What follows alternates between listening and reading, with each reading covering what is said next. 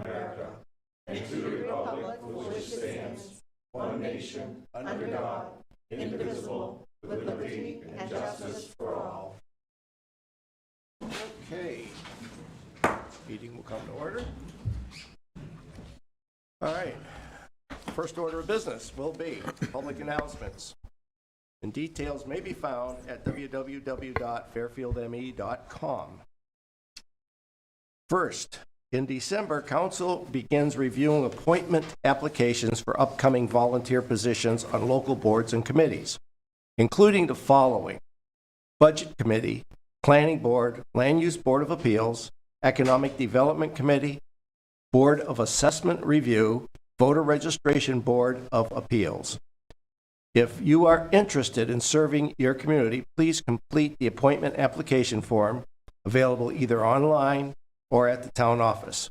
Appointments are made at the Town Council's January annual organizational meeting. Second, the 2022 dog licensing tags are available at the town office, and your current license expires on December 31st.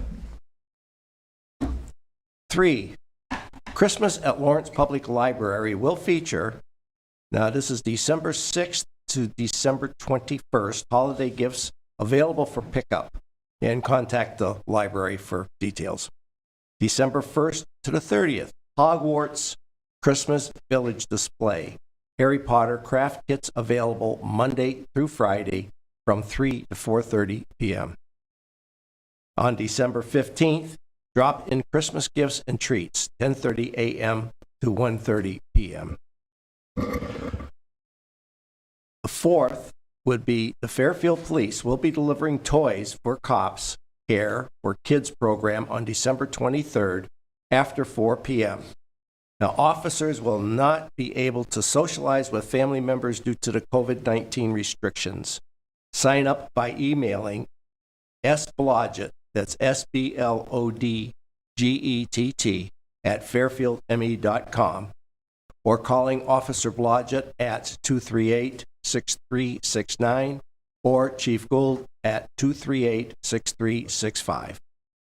And on the 5th, non-emergency town services will be closed on December 21st, 27th, and 31st in holiday observance.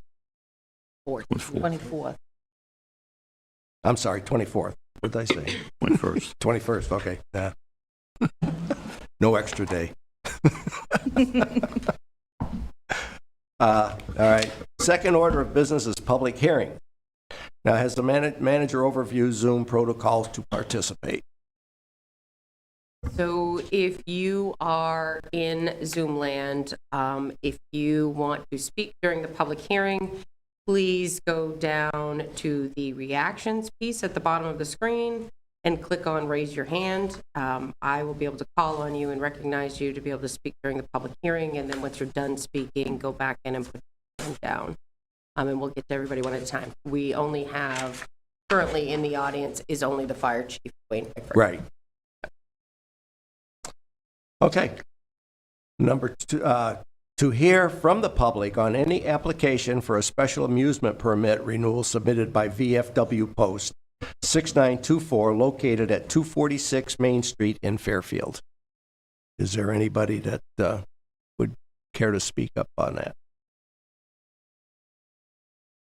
Okay, being none, I will declare the public hearing open for those that wish to speak but must give name and address.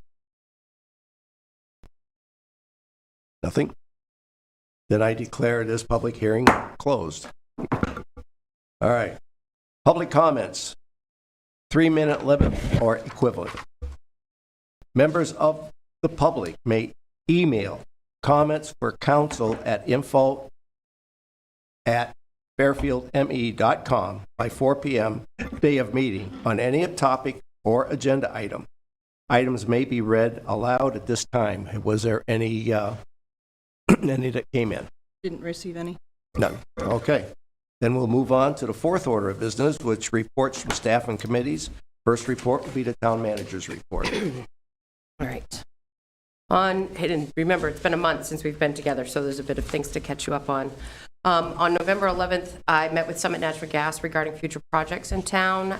They will be connecting the flood farm in Clinton to the gas line at the Main Street and Lawrence Ave intersection. I'm not sure if you're aware, originally their plans were to actually bore underneath the Kennebec River and then come down 201 because they're going to be adding the natural gas created at their farm into the gas stream. That ended up being too costly, so they're going to be bringing it down River Road and bringing it across the bridges. Also, when we were in that conversation, we did discuss next year's potential paving schedule so that they would be aware, so that if there was anybody looking to connect, that they would get that taken care of before the road was paved. And then also we had a conversation regarding the potential expansion of drinking water and where those areas might be. So in their future planning, for them to just kind of keep that in mind, so that way, as many of us, if we're going to have to tear a road up, that we're only doing it the one time. So that was a good conversation. On November 18th, I attended the First Park General Assembly meeting. On the 23rd, First Park had an executive board meeting. We signed a purchase and sales agreement for lots 19 through 22. This is a piece of the park that extends along the interstate north of T-Mobile. So what that will be is, if the purchase and sale goes through in the next 90 days, we'll be able to let you know what that's going to be. On the 23rd, I did receive a letter from Maine Department of Agriculture, Conservation, and Forestry, Bureau of Parks and Land. The state of Maine has purchased a segment of the railroad that runs from Oakland to Emden. They'll be converting that section of line into a public recreational corridor, so that will be an exciting addition to folks. This will be able to get it so that, as somebody mentioned, they thought you'd probably be able to go all the way through to the country border is where those connect. So that's a really good piece. December 2nd, I met with Roger Kraus, the executive director of the Kennebec Water District. We discussed the new budget for the next year and that the town could be looking at a 7.5% increase, not only this year, but continuing for future years due to the construction of new facilities for them. This will be a significant increase for us when it comes to the cost of hydrants. We haven't done the calculations yet because we haven't heard what the numbers are, but as soon as we do, we'll work on that for you. We discussed the need to partner for funding for drinking water expansion. There are a lot of funding opportunities that are only available to water districts, funds that we wouldn't be able to access as a municipality. So we'll be partnering on those. December 7th, Fairfield Economic Community Development met, and I'm sure Stephanie will update you on that. This morning, I attended the Somerset County Economic Development Corporation meeting. There's still, they have some grants in the work for broadband expansion throughout the county, so that's a good piece that's coming forward. For project updates and a new project to hit the list, I did hear from Larry Warren, who's the founder of Maine Hudson Trails. He contacted me to say that they have a pending deal with CMP for the property located next to the Hinckley Boat Landing. There are plans to have a boathouse there and to partner with area schools such as Colby, KVCC, and Thomas for regatta-type events as well as eating establishments. That has been in the works for quite some time, back even when President Hopper was here at KVCC. They've been working on this for quite a few years, so it's good to see that to come to fruition. Council should have received their copy of Dirigo's draft report on the drinking water expansion possibilities. I am working on having them here at your council meeting in January for you to discuss the report as well as next steps. As you review it right now, and if you have any questions, if you get them to me, we can make sure we definitely have the answers for you by that meeting, if not beforehand. Hammond Lumber is wrapping up their construction improvements. The next time you're by the town office, take a look at the new white vinyl fence at the piece of property that borders the town parking lot. It's very nice. We're hoping it's going to cut down on noise throughout the course of the summer, and we're excited to have it there. The installation of the cell tower behind Public Works, the actual tower itself started going up today. We have received a partial land lease payment for November, already received our full lease payment for December, so that's exciting. The foundation work for the training facility has been wrapped up, and then also, sad note, the town staff Christmas party was canceled again this year due to COVID. We've had several staff members test positive starting the week before Thanksgiving through the end of November. Staff are on the mend. Some have even been able to return to work starting this week. So we're looking at potentially doing some sort of staff get-together after the holidays, maybe January, February as a possibility. So that's it for me. Okay, very good. All right, next we will have the town clerk give us the election report And then I'd also like her to speak on a memo on the vacancies on board committees, too. I'll grab that as well, then. That's later in your agenda, though. That's later in the agenda. Yeah, that's under your workshop items. Okay, all right, well, we can, just wanted to bring it through. So for the November 2nd election. So we had a municipal election alongside a state election. The number of registered voters as of that date were 4,513, and 1,618 voters cast ballots in the state election, 1,617 voters cast ballots in the municipal election. That made the turnout 36%. We facilitated 383 absentee ballot requests with 363 that came back, and we rejected 3 of them for being duplicate, not registered voter, and we always do the follow-up piece for that. You can see the statistics on the changes for voter registration on election day and then pre-election for the period leading up to election. And noteworthy for this election, we didn't have as many restrictions for sanitization and safety, but we continue to follow measures to protect the public and our personnel, and that went very well, and folks were very appreciative on both sides. The secure ballot drop box continues to capture batch processing efficiencies, as well as not only does it provide no contact returns, but we are using it at the town office for payment drops. And the additional tape tabulators, oh, we love those.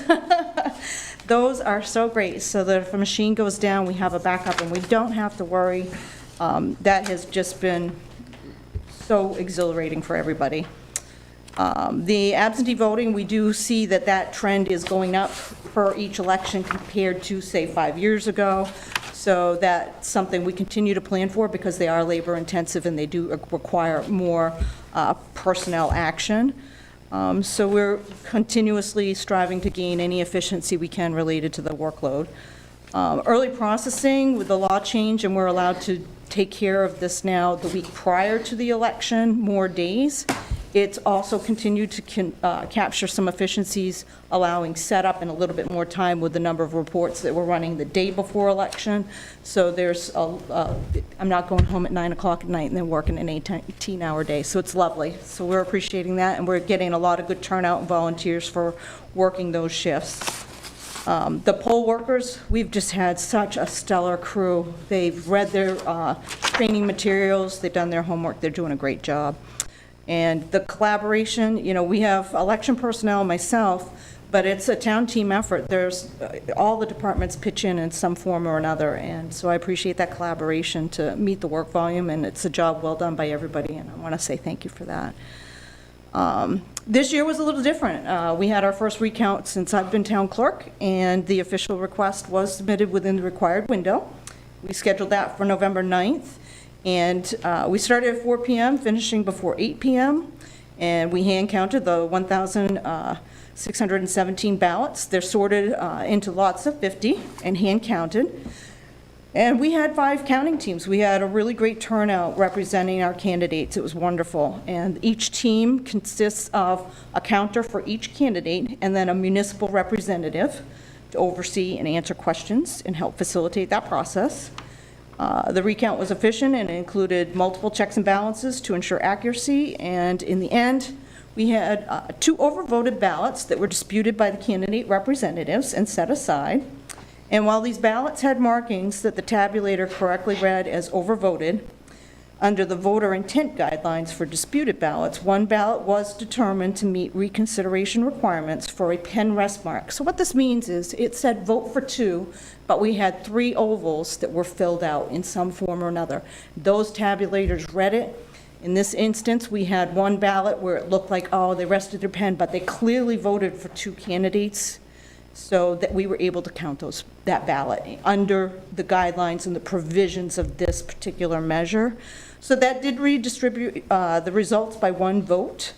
And though the outcome of the election wasn't altered, the 20-vote margin met the statutory threshold for the expense to be borne by the municipality versus the candidate.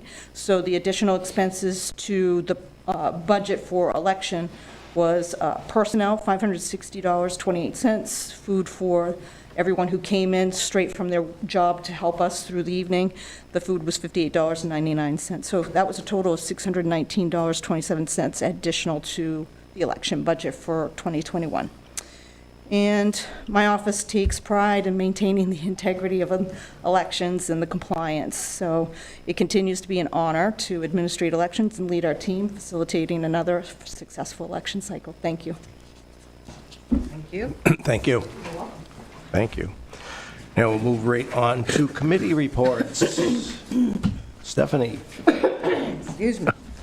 Well, the Economic Committee met yesterday, and we did have a quorum. And we talked about the council's suggestion that we focus on Mill Island for a waterfront plan. So that was received very well. And in January, we're going to start in with that planning process. So we also discussed the fact that our composition has been less than healthy, because we can go months at a time without having a quorum. And we've decided that in January, I'll bring some information to the council for a more restricted amount of people for voting rights. So, and you'll hear that in January. Okay. So when we meet again in January, it's going to be a business housekeeping stuff, chair, vice chair. But we're also going to talk about the visioning process and for Mill Island, as well as coming up with a budget. So Okay. we need to have something to rely on. So, that's it. Thank you. Any other committee reports? Nope. Okay. There being none, then we will move on to our fifth order of business, which is the consent agenda. Now, these items are considered routine or standard business and therefore will be enacted by one motion. There will be no separate discussions of these items unless a council member so requests prior to consideration of this portion of the agenda, in which event the item would be moved from the consent agenda and considered next on the agenda. All right, so we've got item 21-139, which is ordered that the town council hereby waives the reading of and accepts the minutes for the meeting 2021-18 held on October 27th, 2021. All those in favor? So moved. You got We got one more. Motion first. We get one more. One You more. got One more. the warrant, sorry.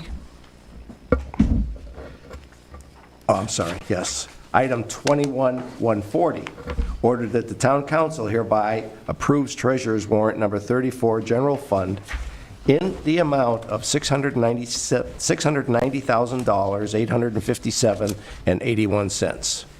Now, this is not limited to, but including MSAD 49, First Park, Motor Vehicle, PAL, Paving, and KSTD. So moved. Second. Discussion. None? All those in favor? Carries full. Moving on to the sixth order of business, to take action on the following items of business. Ordered that the town council hereby approves a renewal application for a special amusement permit submitted by VFW Post 6924, located at 246 Main Street in Fairfield. So moved. Second. Discussion? All in favor? Carries full. Item 21-142, ordered that the town council hereby authorizes the town clerk to issue a blanket letter of approval to the Fairfield VFW Memorial Post 6924, located at 246 Main Street, to operate bingo, beano, games of chance, and cribbage for the period January 1st, 2022 to December 31st, 2022. So moved. Second. Any discussion? All in favor? Carries full.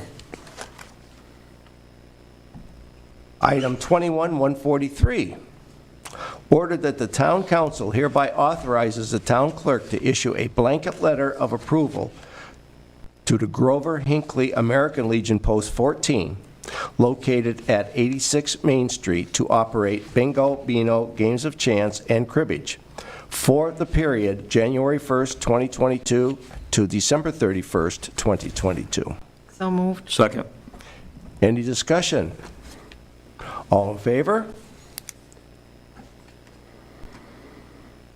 All right, carries full.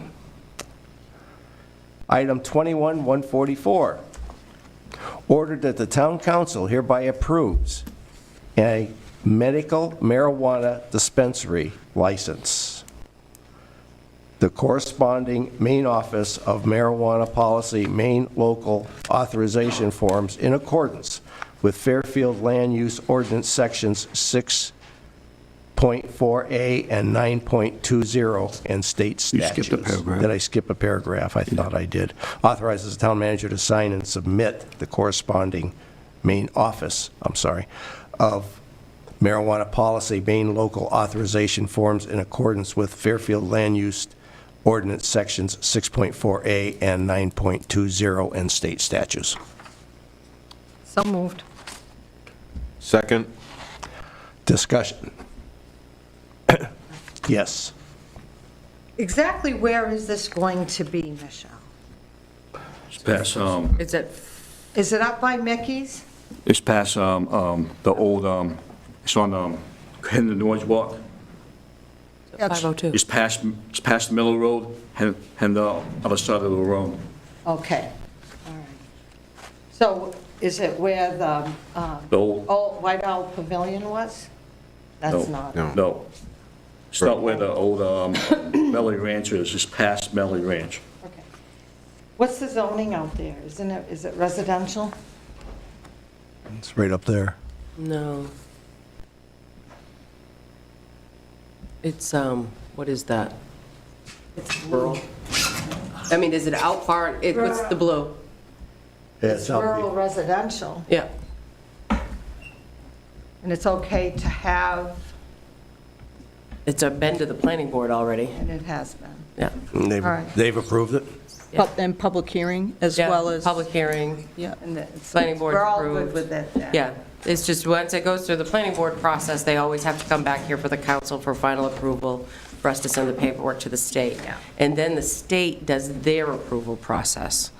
And then they get back to us to let us know if they approved it or not. I was just curious because the hill itself is pretty busy It's gonna with get, marijuana sales. it's gonna get worse now when they've been coming out past that way, because after that accident on Miller Road, it's right past that, where that shop corner, it's gonna get worse. So they're required to do a traffic movement permit through DOT. So the DOT would have looked at the type of business, the type of traffic flow that the business draws, and then we'll say whether or not the access is allowable where it's located. So it does have a DOT piece that has to happen with that. There is a building already there. I believe so. It's not new construction. No. No. I didn't. No, no. This is near where Joel Violet's drafting business was. Okay. It's yeah. right where it is. All right. There's an Now I existing know. business there. I think it's down in back of that. Okay, Now that I see what the name is. Yeah. I realize who it is. Yeah. Yeah, yeah, Oh, on the right-hand side, that new building that they put up. yeah, down in- that's what Okay. that is. Yeah. yeah. All right. Yeah. All right, well, I wish them well. Okay. Any more discussion? All those in favor? All those opposed? Got one opposed? Okay. 4 favor. All right, item 21-145, order that the town council hereby signs a quitclaim deed for property owned by Roberta B. Camera, care of Marie Bellows, located at 30 Burrell Street, map lot 024-068. So moved. Second. Any discussion? Oh, that was, This was for tax and sewer lien that was paid. It was in foreclosure, and they Okay. paid everything. They paid it and no longer in foreclosure. Okay. All those in favor? Carries full. Item 21-146, Ordered that the town council hereby considers and awards bids for a truck body plow GVW 19,000, 5,000 pounds? Yeah, that's my typo, sorry. Okay, That's 19,500 pounds to be expended. Tripped on my fingers there, sorry. To be expended from the Public Works Equipment Reserve accounts. So moved. Second. Discussion. Yes, Stephanie. Okay. Yes, The sir. truck that we're getting rid of, Yes. what year is it? 2010. And what kind of maintenance has it needed recently? Is it really Rec- going downhill? Yes, it's really going downhill. The body is terrible shape. Suspension parts, obviously, the norm for our plow trucks. So basically, we're getting about 11 years out of one? Yes. Yep. All right, that's all I needed. And we try to budget for 10. Anything more than 10, they just start getting to be Yeah. too costly. Yep. I mean, we're still playing catch-up, but we try to budget for 10, no more than 10 years. And which one are you recommending, Bruce?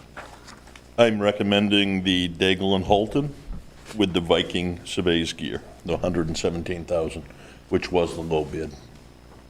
Right, but I just didn't know if there was any differences. No, they're essentially, all the same. The truck itself, every one of these are the same. Okay. International and Chevy, it's a difference of a grill. So you're going with the Viking gear shift? Yes.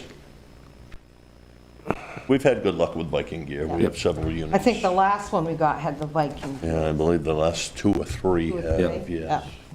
And for those at home that don't understand what those parts are, the actual plow pieces, the additions to the truck that we have to add on to it when we buy a dump truck, so. And just out of curiosity, Bruce, what's the ETA on the new truck, considering what It's- luck we've had with the police cruiser? It will be in late February Really? to early March. So we're going to keep our fingers crossed for this? We are, these trucks, the truck itself, every one of these that bid already had trucks ordered, so they are scheduled to be delivered within the month. It's the gear itself, the bodies and plows and get those manufactured. So we're not going to turn the truck over until we receive the other truck besides. Oh, no, we can't. So you're going to turn that truck in already? No, it actually just drove by. We Okay. haven't turned it in. Okay. They So won't, you're going to wait to receive that new truck, then turn that up? that's right. Oh, okay. Yeah, and there was with Daigle and Holton, a $20,000. 20, I saw the value. 20,000, yeah. That's a Yep. good deal for 2010, yeah. Yes. Wait. We originally weren't planning to go to bid this quickly, but once Public Works Director started doing the research and getting ready to bid this, we realized that if we didn't bid quickly to try to get one of these 3 trucks that was coming into the state, it could have been 8 months? Yeah. 8 months to a year. Or more. Before we could get another truck. So we would have been this time next winter before we would have actually been thinking about getting a truck if we'd waited even another month to go through this, so. Good job. Imagine if that other truck goes made it down happen. right in the middle of it. Yeah. Oh, yeah. All right, well, thank you for being so on alert with this. Yes. You want to amend your motion to include the, I'll make a motion that we accept this bid for 1,117, 726 for the 2021 truck and body plow received from Dago and Huffman with Viking Chevy gear.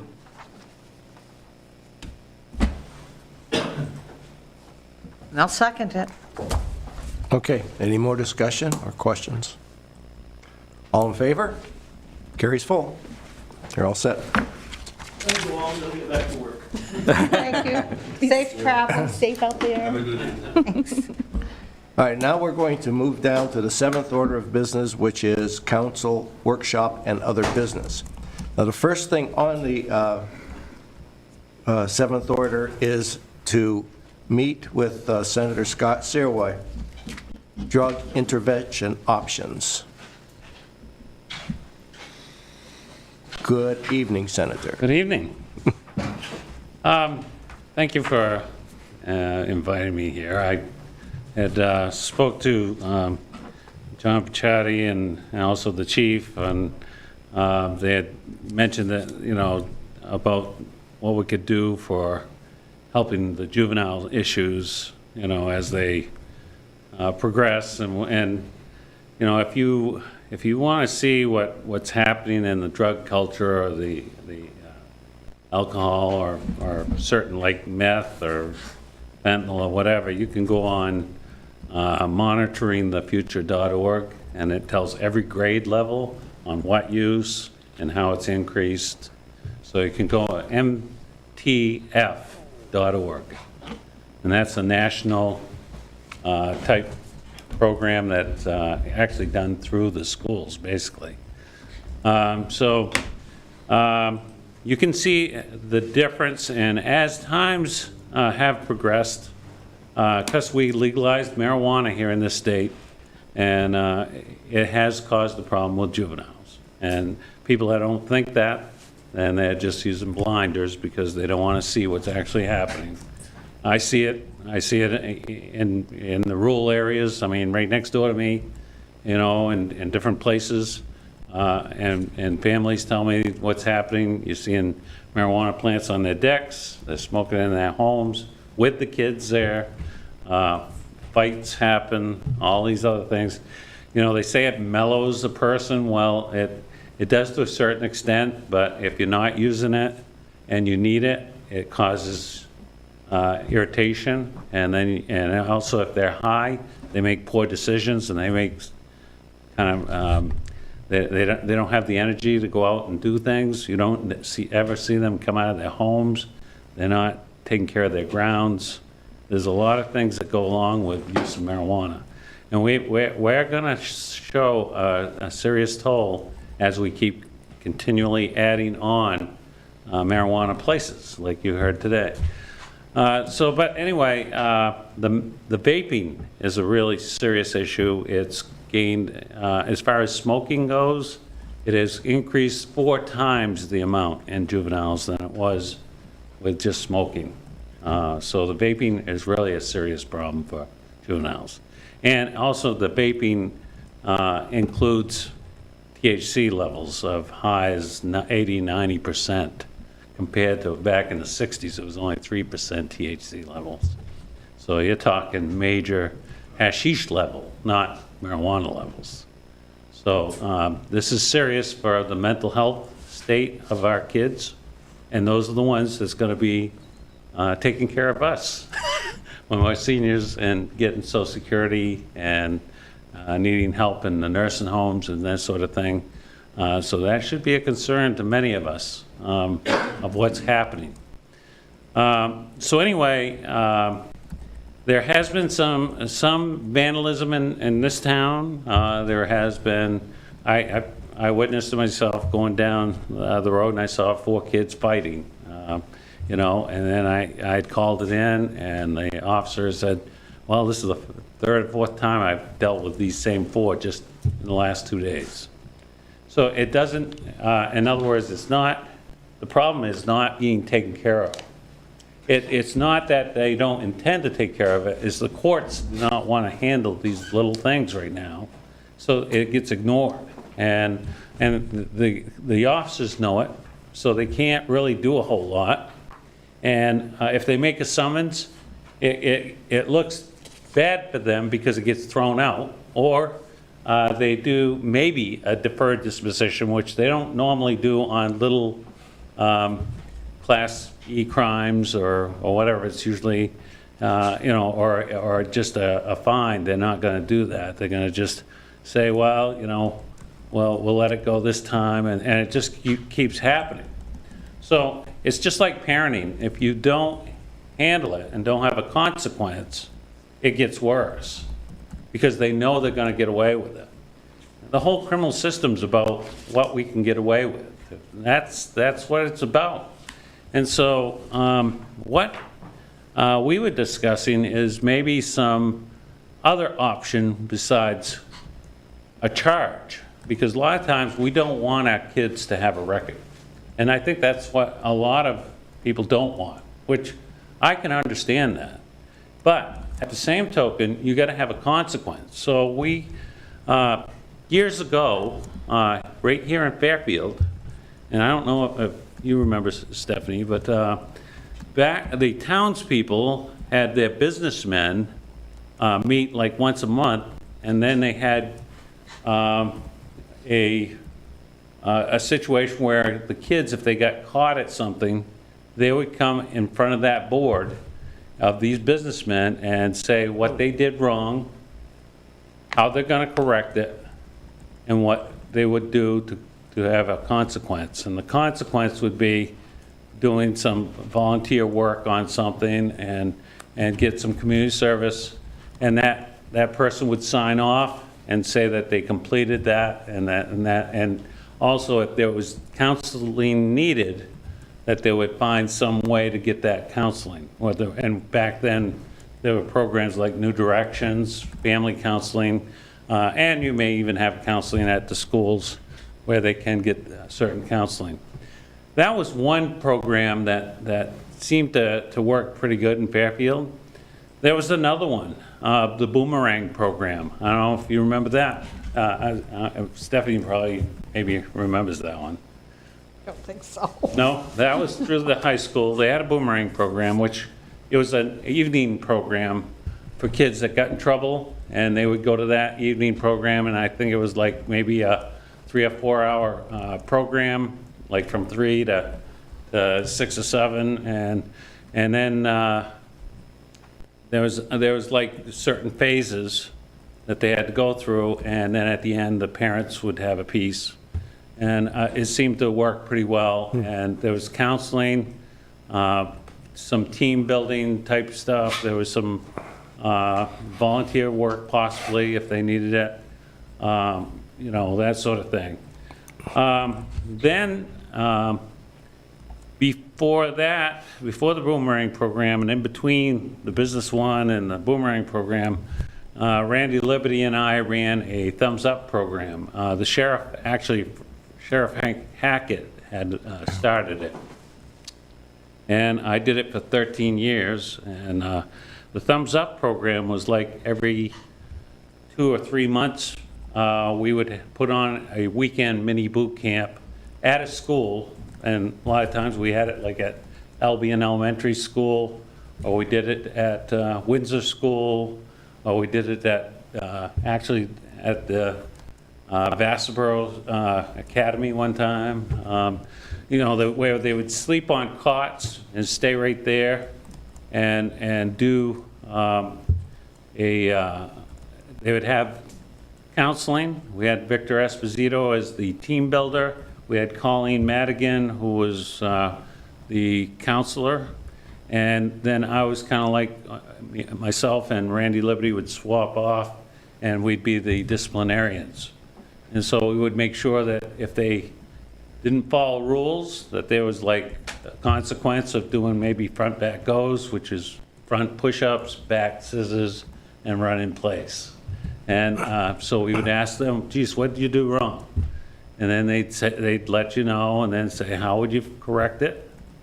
And then, what do you think is a proper consequence? And that's how we do it. And it really made them think before they go and make another wrong decision. And that's what we're losing, because if you're doing marijuana where you can't think clearly, and many of them see it, you get a straight A student, start smoking marijuana, high THC levels, and then all of a sudden their grades go right to straight Fs. And then the parent says, what are you doing? What's wrong? And they won't even listen because it goes in one ear, right out the other, and they could care less. And so there has to be something. And we saw the effects when we had these first-time offense. They would go out and get caught smoking, or they get caught stealing, or they get caught doing a little vandalism, whatever. So what we do is give them a choice.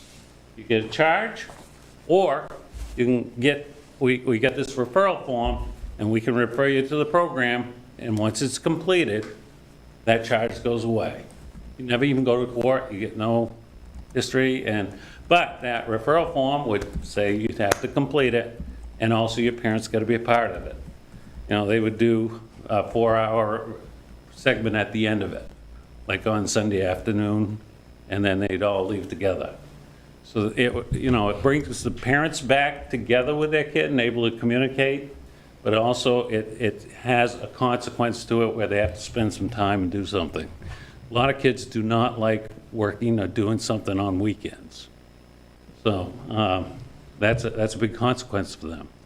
So anyway, those are some options, and I'll let the chief also explain a few things that are happening probably in Fairfield as far as maybe the vandalism and also what his thoughts were. But I just think that it is something to think about, because it is going to get worse. It's not going to get better. Our economy is really going to be tanking the next year or two, because I've talked to business people and they're worried. You know, the grocery stores, a lot of people are going to be, the senior citizens are going to take a real toll this coming year. The heating, the electricity, the food, the fuel, there's a lot of things going on. So anyway, but we do have to look at our kids, because to me, and I've always been, you know, this is 34 years I've been involved in juvenile work, and I can't tell you enough that if we don't take care of our kids, they're our future, and we really have to look at that, because that's where we really lose. When we ignore those little signs and we say, oh, that's okay, we put our blinders on, there's not a problem here. You know, I can tell you, I worked in 16 schools. There was a year I worked 16 schools at one time, and there was some schools that had better handles than others and whatever, and had a superintendent told me, you know, he said, you know, my schools are very similar to what happens in law enforcement. He said, you know, you go to a town, some towns they'll say, oh, it's great here. But then you go to the chief and he says, you don't know what I've been dealing with today. And then you go to the principal and you say, geez, my kid loves it here, we're having a great time and all that. And he says, you know, if you only knew what I've been going through today, because they can't tell you what's happening. They can't tell you. And they deal with that 3 or 4 or 5% of problem issues that you don't hear about. And so, you know, you can think that it's everything's all hunky-dory, but in reality, there's some kids that are suffering, and there's kids that are out there that can be really troublesome in the area. Now, if you take care of those little troublesome ones, and you get them thinking on trying to better themselves and get them on track, then it reduces that, and then you're going to have successful people later on. I can tell you, I come upon kids after kids that I've had in thumbs up, and they come shake my hand and thank you, you know, made a difference in my life. I turned it right around, you know, and it was just, all they needed was just that little bit of boost. But they don't get it when they got to go to the juvenile center, because, you know, they're in an environment that's kind of depressing and whatever, but we try to build them up and say, hey, there is hope, but we got to know how we can help you, you know, and how you can help yourself, and so get you on that thinking process. So that's what the goal is here, I think, and it's going to take you as a team to figure out what you'd like to do, and let the schools know, because a lot of times the schools don't want to change. You know, they see this money and they want certain monies, and they don't want to change because things are all good. But you have to look at the community on how it's affecting you and your businesses, your families, the residents and your properties, all that. It's not just the school. It's a whole bunch of other things. Right, right. And I think that is that's one of the situations we have here at this point, is we've got that, and it's probably the worst now it has been in many years. And unfortunately, well, we can talk to the chief a little bit too, but there isn't anything that we can do as a town council because the school is a separate entity and they do on their own thing. We can go to them, we can beg them, we can do all kinds of different stuff, but there isn't anything that we can force them to do. And right now, it seems like they have moved everything out of the, out of the way, and they're not really doing a lot with what you used to do with the DARE program and things like that. Do that. Could we hear from the chief for just a couple of seconds? Certainly wasn't prepared to speak, but Understand. I shall, and I know you guys have a long agenda ahead of you, so I'll make it quick, and there's not much more that I can cover that he's Right. already mentioned, but we have had a serious increase in juvenile-related crimes in the last several months. As far as the court system is concerned, that is not just involving juveniles, that's involving adults as well. Yep. We have started, at least our department started in our area, sort of a restorative justice program. We don't run it, it's done through the probation office. And it allows us to write tickets to children, summonses to juvenile summonses, but we don't add what's called an ATN number on it. That ATN number stays with you, whether you're a juvenile or adult, stays with you forever. Okay. And that was brought to our attention not too long ago, that some of these juveniles will be charged with crimes. Now it's on their record, even though the district attorney's office or the court systems threw the charges out. So we did work some sort of just a minor restorative justice program, and we did that basically with the Goodwill Hinckley facility. And that seemed to work really well. So we would welcome, if we had somebody that we could send juvenile offenders to, or a program like that, we would definitely utilize that program. Yeah, I mean, I think it could be a mesh with the school and the town and you gentlemen and that type of thing. So my only suggestion at this point, big suggestion, would be that any parent that is consequently listening right now and stuff like that, they need to take this to the school board and bring that in to being so that we can all work together. Because if not, we're going to have it's not going to get any better. It's going to get a lot worse as the time moves on. Yeah, I'm just thinking we need like a dedicated location, funding, and staffing. Because if a juvenile, you have behavioral and things like that, you got clinical staff, there's shortage on that everywhere. So you got to think that way. I know Goodwill Hinckley used to have a system, but they since they've done away with that. They had day one up there. And the state has taken the funding away from all juvenile issues. So I'm just wondering too, Senator, is this administration has a plan for the state of Maine or these areas on this? Well, I was looking at a bigger scale. I mean, it's something that has to be worked on. It takes a lot of time, but I was looking at the National Guard. The National Guard has a drug interdiction program, and I just came from New Hampshire. I was there for 2 weeks training other officers to be DARE officers. But we also had 2 National Guard members become DARE officers. And I spoke to them, and there is an interest, but there's hoops you got to make. But they would maybe run the thumbs up program, we'll say. Yeah, because And so they'd have the facility, they just have the cots, they have the discipline. All they have to have is a counselor, and they'd have the team builder. Yeah, because So I it's know just the a National counselor, Guards, because I used to be in the National Guards, I used to not be part of this program, I know they had up in Gills, Maine, they had the Gardner training site, they had this program through a certain program with the National Guards.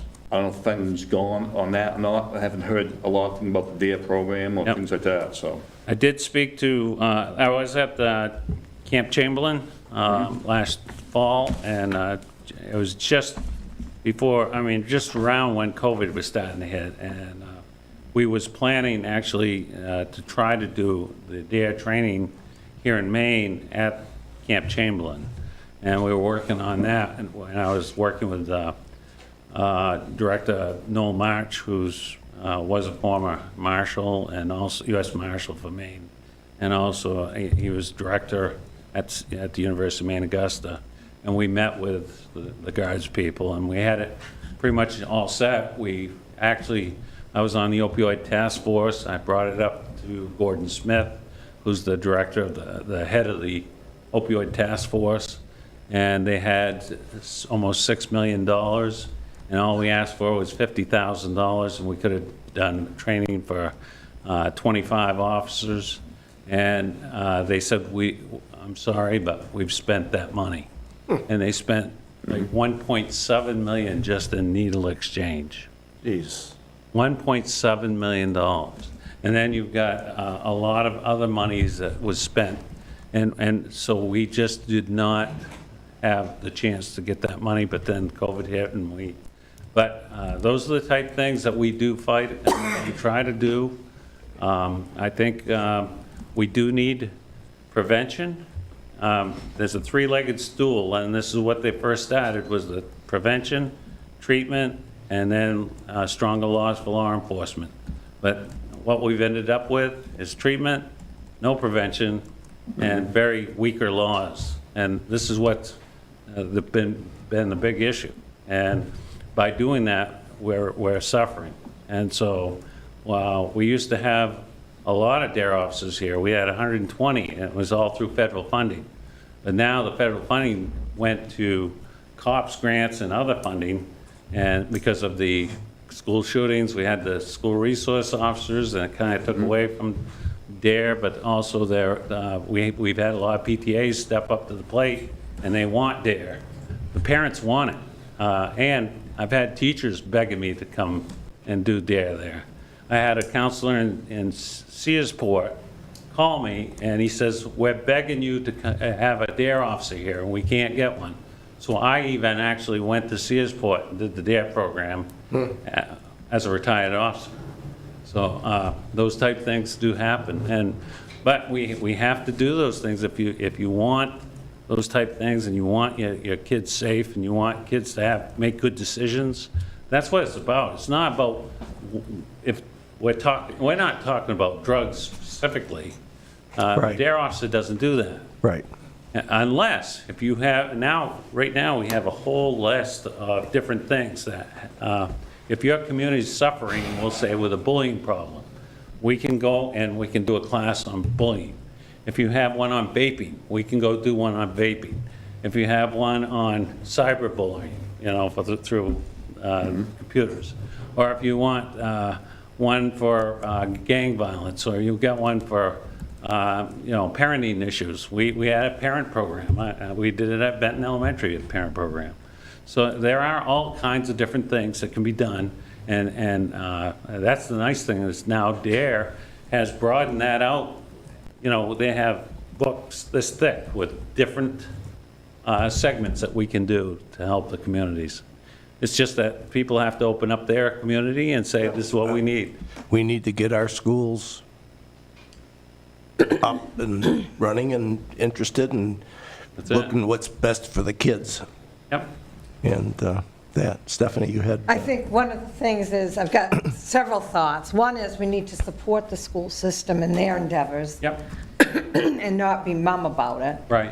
But the other thing is, the question I have, is there, in the state of Maine, any programs actually taking place that could support the police officers? I don't know, do you know of any, Chief? I don't, I'm not familiar with I wonder if MMA would have a handle on that. They used to have a junior courses, like from the military side, cops. Right, Law but- enforcement program. Right, You're but right, yeah. I'm just wondering if there are municipalities where the law enforcement already have a very supportive prevention program in place. It may not be a DARE. No, one, I mean, but it's any working program, for them. that's what I'm saying, it could be anything. Yeah. But Right. it's what Right. your town needs is, what you gotta do is find out what your needs are. Right. And go from there. And I think that whatever the program is. I mean, the Kennebec County, years ago, we did have an Explore Post program, and we did put some kids that were needy in those programs, but that's only a certain fit for some of them, because they just didn't fit into Explorer, and some got in serious trouble and kind of pushed their authority in a bad way. Right. Right. So, See, I really see something like this as part of community development. right. And something for us to consider for the Economic and Community Development Committee. But it's not to be done alone. And you need to have support, and you'd have to have a committee, and we'd have to be talking with the people involved with the juveniles, the Yep. schools, the law enforcement. I just think that it's one way to be proactive. Economically, we've got businesses popping up that don't support prevention. So, but again, everybody's entitled to their business, and it's you walk a fine line there. But we can do things as a community to support children's mental health and their well-being. So I've made notes. I shall talk it over with the committee. And if anybody out there who's listening is interested, email me. Let me know, because sometimes we feel like we're an We just need the island. parents of the children getting involved too, because I know Definitely. they're our future. Right. And I've seen the future going to the wayside. I'm seeing more suicidals, I'm seeing more issues. That's nationwide, too. Oh, yeah. Yeah, it's, Yeah, the so, 20, but- 20-year-olds in that ballpark are really But, suffering. you know, we have a wonderful facility here with the community center, and to do something on a proactive side needs to be discussed. And, but you've opened up an area that needs to be talked about. Well, thank you. Well- I mean, I'm not here just to promote one thing or another. I just We want just to need a lot say of that I care volunteers. about kids, and just like you do. And I think that it's something that each community should really be. It's looking at. exactly, it's got to be done. Yeah, There's no two ways about it. And it's not like it's going to go away. no. So, you know, if we could No. get some interest in the community and, Yeah, if you're going to have to get the parents to buy in. If you don't get Well, the parents yeah. to Right. buy in, you're not going to change the You need- attitude of the Well, children. you have to get You the need parents to- and the school to buy in. You have It's to not have just the support. parents, yeah. Well, you've got the school being parents, and that's where our social breakdown happened, when the school took over parenting. Parents don't parent anymore. They send their kids off to school so they don't have to deal with them. Until you make that Good point. sociological change, you're not going to change the behavior. Good point. yeah. Parents don't parent anymore. They send them off to someplace else. You want to discipline the child, the parent's going Go to in be front in of the your TV. face, Here's your little toy. because you don't discipline my child. Heady debate. And Yes. until that type of thinking changes, a school or an organization being a parent is going to have minimal effects. And also to the laws have changed too, to hinder that non-parenting issues too, so. And if you make laws to hinder non-parenting, the parents are going to go in the other, the more laws to prohibit it are going to drive them in the other direction. Until something in society changes where parents step in and be responsible, you're not going to see any significant change. You will get your small percentage of children that will see the light and they will change on their own without their parents' intervention. But I think it's a small percentage that you're shooting for. Granted, 1 out of 1,000 is a win. in my opinion, education does the best job that it can do. Oh, absolutely. And I think that together we work with one another. I call it the Venn diagram of life. And if we can reach 1 or 2 children, and being an educator, you never know who you're going to touch. And you'll never know how many. That's just part of the education in itself and being a teacher. But if we can do what we can to promote a better environment for our community, then we have succeeded, even if we may have reached just one child. Oh, absolutely. I'm not saying that any of these programs But or we- any of this stuff is in vain. I'm saying if you're looking for the numbers that you want to reach, you will That would be never- so depressing to think of those numbers, because there's so many out there right now. So we just take one little step at a time, and we work on that.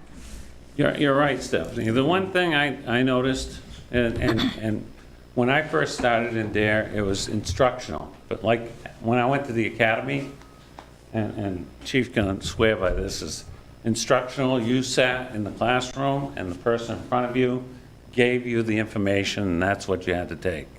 Now, DARE's changed and evolved, and they've got into facilitation method instead of instructional.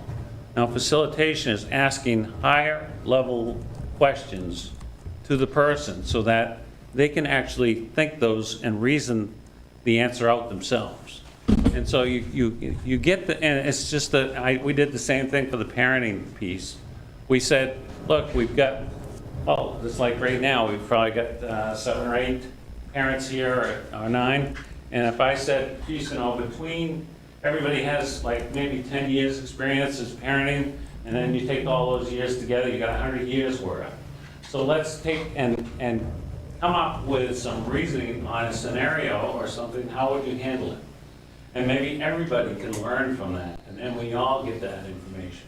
So I think that that's what we're talking about, is more, how can we make it better? And get people to think things out before they go and do them, and what is the consequence if we go and do those stupid things, like burning our brains out, So. Yep. But again, you've planted some seeds Yep. tonight, and I just think that there's a lot that could be done. Yeah, there is. Thank you. You're welcome. Thank you. Thank you very much. Thank you. All right. All right, now we'll move on to our number 2, which is discuss annual organizational meeting.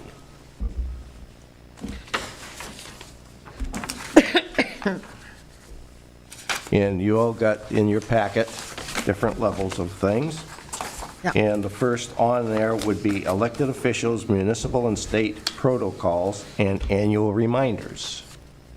Yes, Stephanie? Under the first part for required documentation, I think we need to add the comprehensive plan. And that's almost like a Bible for the town to follow. It's our dream of what our town should be like. So everybody our new councilors should be given a copy of that, because it does come up a lot. It's expected to be reviewed, so it should be added to it.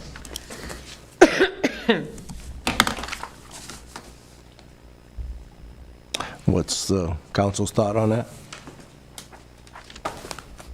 I can We do go easily, over it, you should be familiar with it. It should be, I'm not going to say required reading, but at least handed out, so it if you should be made choose, available to the people. available to read, should you choose to do so. Right.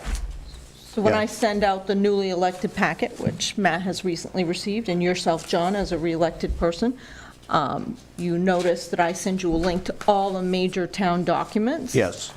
I can add that as one Be a of the good idea. highlighted and Yeah, featured go ahead. documents as well. We can add it to this list quite Yeah, easily. that was a good idea. And we always have a hard copy in the building, should somebody need one. It's big. a large document. Yep. Yep, Yeah, go no, on. that's a With good maps. idea. Pictures are included. All right, then the next item down is code of conduct. Yes, Stephanie? It was adopted in 2016, and I believe it was reviewed since then, 17. It has been. in 17. Yeah.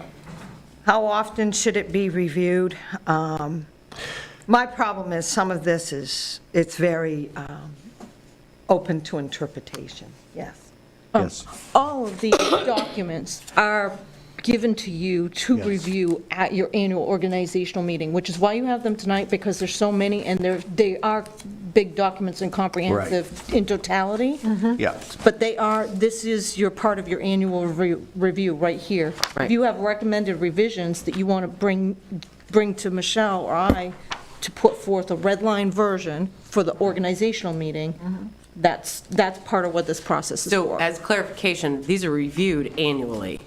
The last time it was amended, I think, was 17 or 18. Right. And oftentimes amendments end up being, because something has happened, they're reactionary. So Right. that we find that there's like a little bit of a hole in here, or something comes up in law change or what have you, and that's when the amendments are actually made.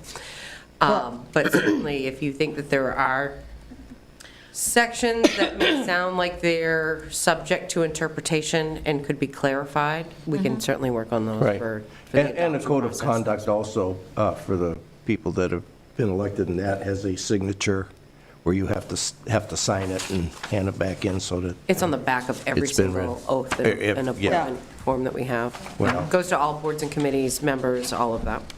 So overall, John, my question is, should it, that we take a look at this in more detail to see if it's okay, or should it be shortened, clarified? we can do that at the organizational meeting. I don't know how everybody else feels. I don't know.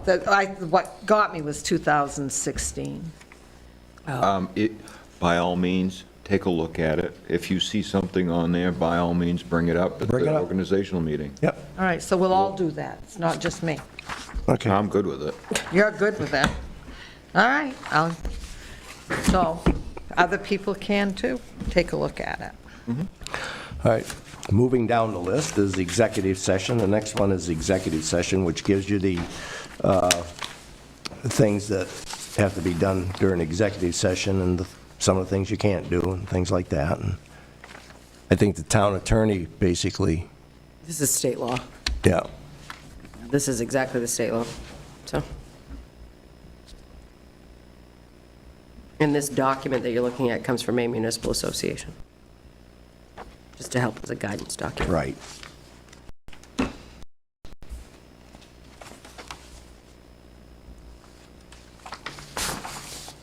Anything on that? Nothing? Okay. FOAA and records disposition, I'm sorry. I'm good with it. Yep. I gave you quite a bit of material. Yeah, there's a lot of it in there.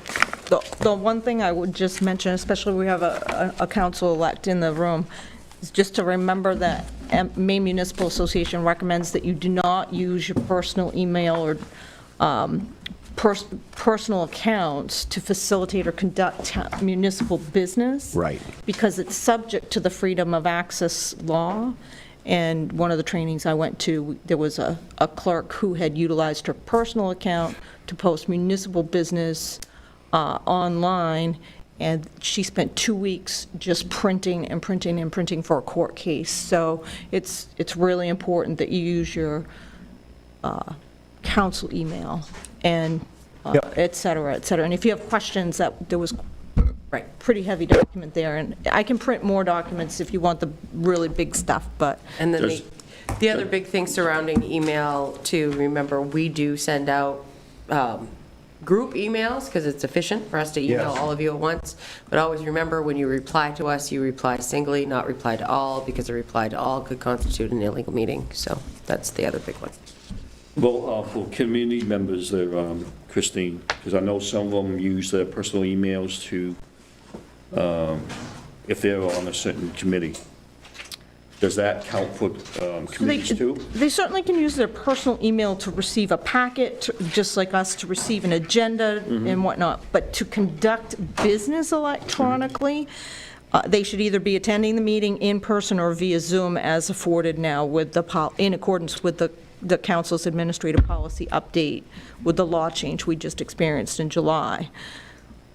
Anything else you'd add to that? No, and I can't think of anything in which they would conduct business via email. Yeah, they're Of any of our receiving boards or agendas. committees. They receive information, but Yeah, I know there's some community members don't have the town email. almost none of our committee members have town email. Okay. Every town email we have costs us money, so it's like, Okay. it's, All right. I thought you just asked that question. Elected officials. So, yes. Yep. All right. Moving down to the Town Council Administrative Policy.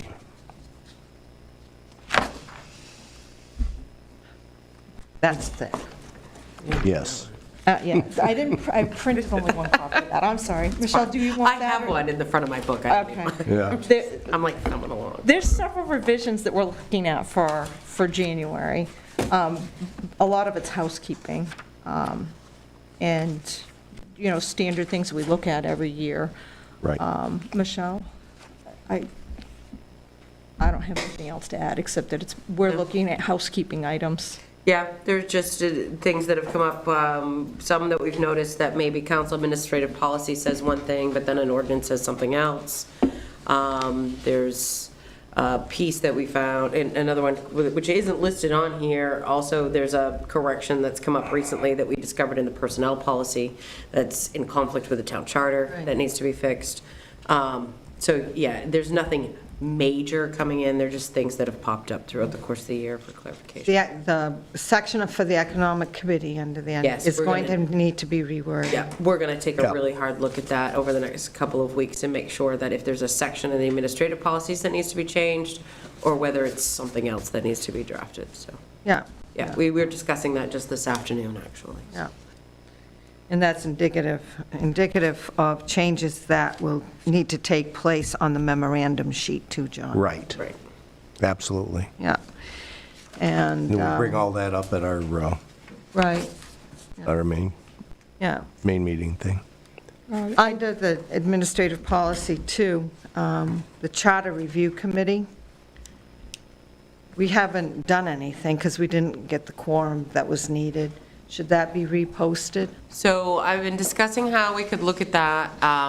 You kind of did. What happened is that you worked through it enough, and enough people met. But I think what we can do is draft a document that does a sum up of the work that you did do, and hopefully we can get one last meeting for you so that that can be done and taken care of. Okay. So that's also been part of our conversation today. So things that need to get done and taken care Well, of. that's good to know we're in sync. We are. We're working Following on all these election, things. all those And then- reminders come right up. And we do have some of these vacancies too with folks where we haven't received applications for many of these boards and committees. I was going to say, that's my next, was vacancies on boards and There's committees. a lot, there's, it's difficult across not only the state, but the entire country to find people to volunteer their time, and people's don't usually have a lot of time to volunteer Yeah. in their community. Unfortunately, that's, Some of these boards and committees don't require an awful lot of time. It might be one meeting, two meetings, could be waiting in the wings, could be just some educational pieces. Right. Some of these others are more in-depth.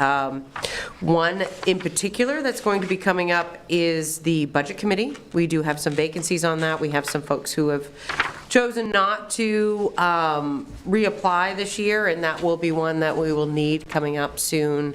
Even if, and if folks need more information about these boards and committees and say they're not ready to make that decision by January, at any point in time, if you feel like applying for these, we recommend that you fill out the application or come in and talk to us, and we'll get you on the list. Sometimes council, if we know there's a vacancy, you could appoint in February, you could appoint in March. We've appointed budget committee members right before the budget committee meetings before, so those sorts of things. So that's the kind of stuff we're always looking for, is for people to be involved. yeah, and it is getting harder and harder. Used to be years ago, people wanted to be involved and give, it's kind of a give back to the community aspect, and that's kind of dropped off the deep side, and we need to get people back involved. Yes. So I would highlight that we really could use, as, in addition to the boards that Michelle mentioned, we are going to need somebody to apply for a Land Use Board of Appeals alternate, as well as a Planning Board alternate.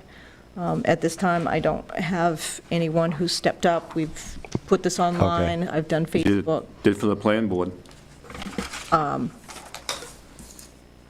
I don't know what you just showed me here. Yeah. My application for the plan board. Okay. Right, so then I must have overlooked that piece. The other thing that I wanted to bring to the council's attention is you do have an application here from a gentleman who is stating that they are a Fairfield resident. Yeah, I and see that. Unfortunately, though, they're not a registered voter of Fairfield, and when I looked them up statewide, they hadn't voted in many, many, many, many years. They're registered in another town with no activity. And so he hasn't asked for us to bring him over by filling out a voter reg card. He didn't vote in the last election. And he's not a property owner. There's no property tax card. I did reach out to him. He said he after a couple weeks, he did get back to me and said that he would actually try to come in and provide that information. Okay. That he's renting an apartment. Okay. It's a recent move. But the one thing that he had to his advantage is that he actually served, allegedly, on the Board of Assessment Review for the city of Waterville. So he has experience, but I just don't have anything to tell you that he's actually our resident at this time. That might change by January. Okay. All right. Now we move on to discussing other council business. I have none. Well, I've got one item here that I would like to do, and that is to present to Councilor Lawrence a certificate of appreciation for his service as a town council member, and he will stay involved in the town.